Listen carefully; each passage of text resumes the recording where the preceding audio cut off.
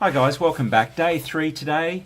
Thank you again for taking the time to be involved with us as we take you through the journey of WHS compliance.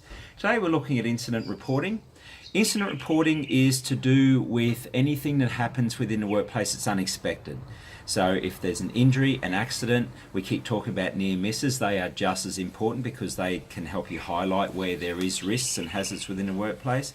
So if someone is injured, what is it that we are expected to do? So obviously in the first process we're to help them and deal with their injury and manage that, call the medical assistance if we need. Then obviously we need to start the reporting process. So how do we investigate this incident with the end game of making sure that it doesn't happen again? That's in a nutshell what we're looking at. So the procedure here talks you through those processes, talks about recording and reporting the incident. It talks about then, once you've got those processes in place, about the investigation and then finalisation about how you're going to manage that moving forward. So it talks about basically from the start to the finish of an incident. Just once someone gets injured, that's not the end of it, you need to go through it. So let's have a look at the checklist because it's a very quick and easy way of getting you to think about those processes. So if an incident happens, do you understand what an incident actually is? So as we said, an incident, an accident, near miss, etc. Do we know what a near miss is? If someone's injured, do you and your staff members know who to report that to? First step, critical step, especially if someone's quite seriously injured. Do you know the process and do your staff members understand that process?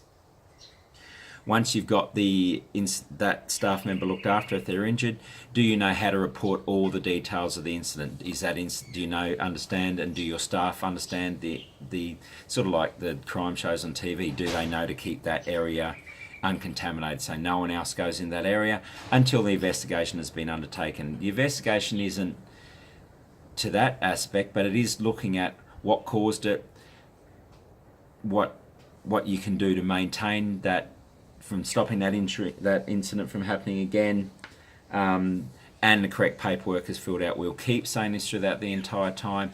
You need to make sure that your paper trail is in place. If work cover need to come in if someone's injured and you haven't got the incident report form in place, chances are they're not going to cover you, which means it's going to come out of the pocket of the company. Your company will be liable.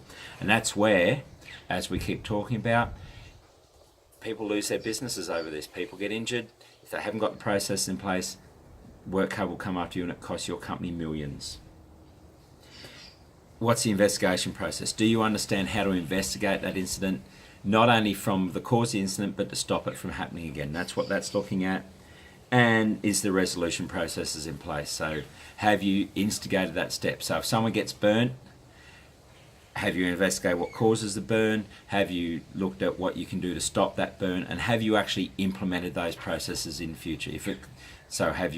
Have you purchased the personal protective equipment that person can wear?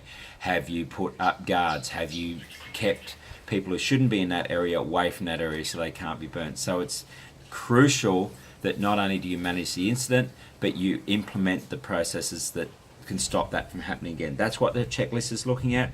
Go through each of those questions. If you don't understand the answers or you don't have that in place, that takes you on the start of your journey to make sure that you have got that stuff implemented. We do have the other packs for purchase that starts to give you that documentation, or by all means you can do the research yourself and find that information. This is a very good stepping stone, very good start to lead you to that compliance process.